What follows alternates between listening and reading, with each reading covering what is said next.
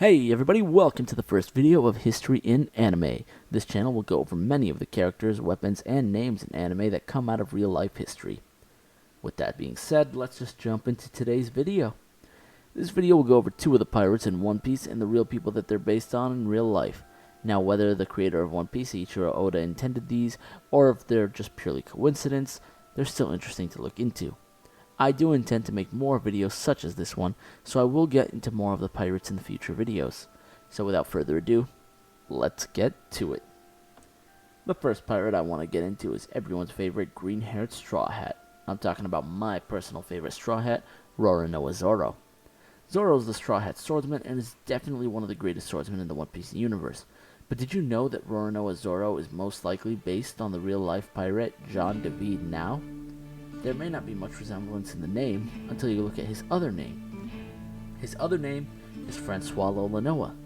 Lolonoa, Roronoa, Roronoa Zoro. Lolonoa was a ferocious pirate from France who was active mainly in the Caribbean during the 1660s. He became known as the cruelest buccaneer of all time. He once ripped someone's heart out to gain information on where treasure was hidden. Another time he burned a prisoner alive, again for treasure. This is pretty different from how the Straw Hats tend to get their treasure, such as when they received gold as a gift from the people of Skypiea. Lolonoa was also the leader of his ship, as opposed to Zoro, who was just the vice commander. Though it was a small ship, he managed to amass a crew, destroy many other ships, and kill pretty much everyone. He captured many ports in his life, and his buccaneering crew grew larger and larger. All was well for Francois Lolonoa until 1668. His crew went to the town of San Pedro to conquer it. They did so successfully, however they soon discovered that the town was poor and there was no money. Money equals pirates. No money, no pirates. So Francois Lolonoa was left with one ship and his original crew. Lolonoa was eventually ambushed, his original crew killed, he was tortured, cut to pieces, and burned. And that ended the tale of Francois Lolonoa. Hopefully Zoro's story doesn't end that way, and instead ends with him defeating Hawkeye Mihawk and becoming the best swordsman of the One Piece universe. The second pirate we're going to get into today is Basil Hawkins. Basil Hawkins is the captain of the Hawkins Pirates and is in possession of the Straw fruit. I'm not going to go too much into the story of Basil as I don't want to spoil much for the newer viewers of the show. Basil Hawkins is most likely a combination of two real-life pirates. His first name comes from the pirate Basil Ringrose, and his last name comes from the pirate John Hawkins. Not much is known about Basil Ringrose, so I'm mainly going to focus on John Hawkins. I will touch a little bit about Basil Ringrose at the end though. So to start, John Hawkins was a slave trader in the early 1560s. He was so renowned that he even garnered attention from Queen Elizabeth of England. Quick side note here, Hawkins was also accompanied by a pirate named Sir Francis Drake. Drake will be talked about in another video in the future when I talk about Red Flag X Drake.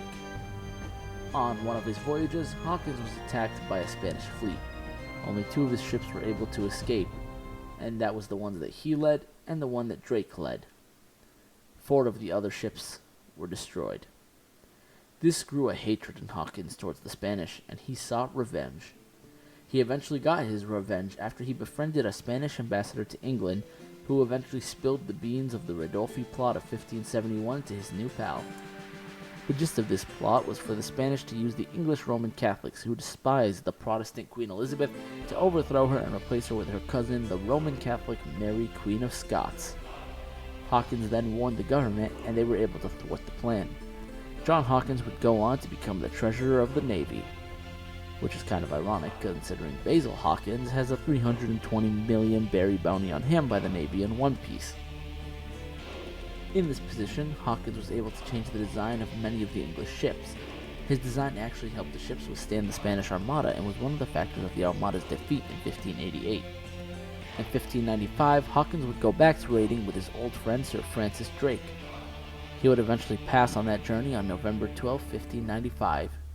Drake also would not return from that journey, dying of the same illness only a few months later in January. Is this how Basil Hawkins will meet his demise in One Piece?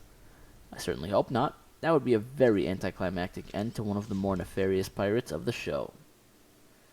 Moving on to Basil Ringrose, like I said, not much is known about him. He was a buccaneer and a navigator from England. Ringrose would ride on pirate ships and draw maps of the places he would see, much as Nami does in the show. Ringrose also kept a journal of his voyages. He's not speculated to have lived that long, dying only around 30 years old. This concludes the first episode of the real-life Pirates of One Piece.